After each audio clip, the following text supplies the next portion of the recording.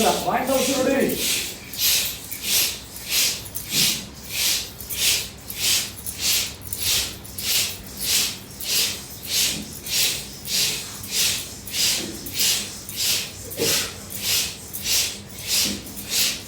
ಮಾಡಿ ಹಂಗೆ ತುಂಬಾ ಸ್ಟ್ರೇನ್ ಆದ್ರೆ ನಿಲ್ಸಿ ಮತ್ತೆ ಕಂಟಿನ್ಯೂ ಮಾಡಿ.